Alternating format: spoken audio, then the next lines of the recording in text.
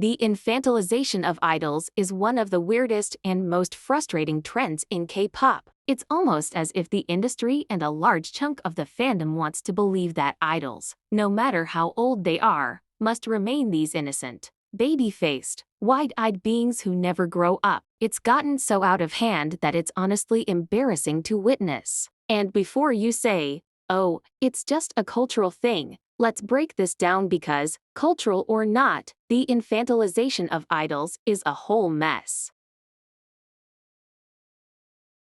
For those unfamiliar with the term, infantilization refers to treating someone like a child even when they're a fully grown adult. In K-pop, this means forcing idols, especially female idols, to behave in overly cute, childish ways or framing them as pure and innocent beings who can't possibly handle the complexities of adult life. It's this toxic blend of sexualization and infantilization that makes people feel like it's okay to drool over idols while simultaneously pretending they're too pure to date or, heaven forbid, have any form of agency. Let's start with aegyo, which is cute or playful behavior in Korea. A little aegyo here and there, fine. It's a cultural norm, and fans love it when idols do a cute little gesture or say something in a baby voice. But the problem arises when it becomes the expectation for idols to constantly perform this artificial cuteness. God forbid an idol acts mature, confident, or shocker adult-like. Suddenly, it's "why don't you smile more?" or "why do you look so tired?"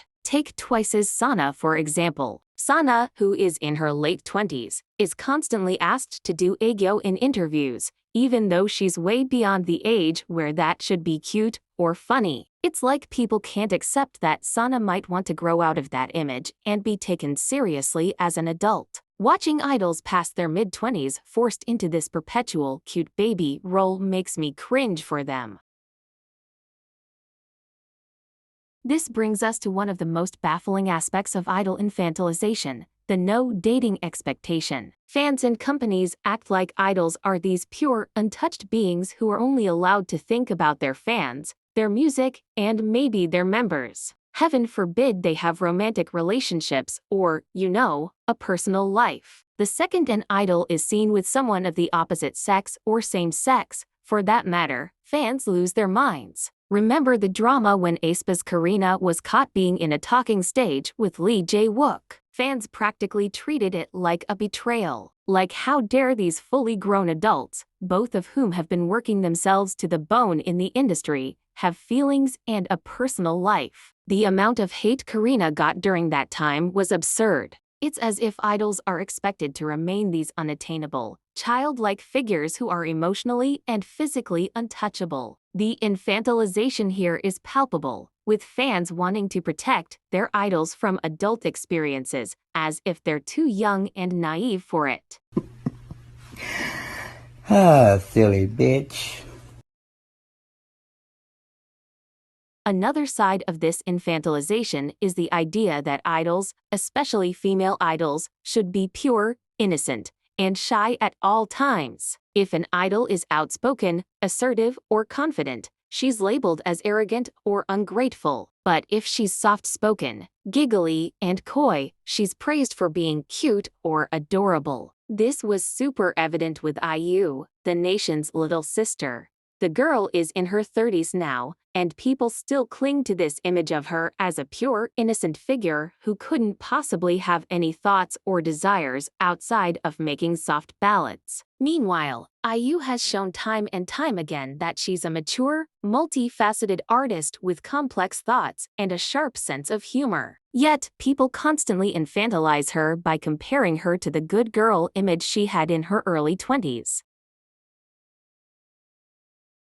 What makes the infantilization worse is the double standard between male and female idols. Male idols can grow up at some point in their careers. They get to shed their boyish image and become these sexy, charismatic, testosterone-fueled adults, and fans are all for it. But female idols? Nah. Female idols must stay cute forever, or else they get accused of being too mature or even worse, scandalous. For instance, BTS transitioned from being boyish and playful to embodying a more mature, confident persona with their music and performances, and fans embraced it. But when Hyuna or Jennie exudes confidence and sexiness, some K netizens and fans clutch their pearls, calling them inappropriate or vulgar. It's like people can't handle a female idol being anything other than a doe-eyed, innocent child. Perhaps the most disturbing aspect of idol infantilization is how it mixes with the sexualization of these idols. Fans want their idols to look like they're 16, but also want to fantasize about them in a grown-up, sexual way. It's this weird, gross fetishization where idols are treated as pure objects of desire but are also expected to embody fantasies. They must be cute and sexy, innocent but attractive, childish but desirable. It's exhausting just thinking about it. A classic example of this is Wonying from IVE. She's just 20, but fans and even the industry treat her like this perfect blend of innocent and sexy. The pressure on her to stay perfect and fulfill this unrealistic fantasy is crushing, and the constant infantilization of her persona makes it even worse. Fans can't decide if they want her to be their little sister or their dream girl, and it's all so creepy.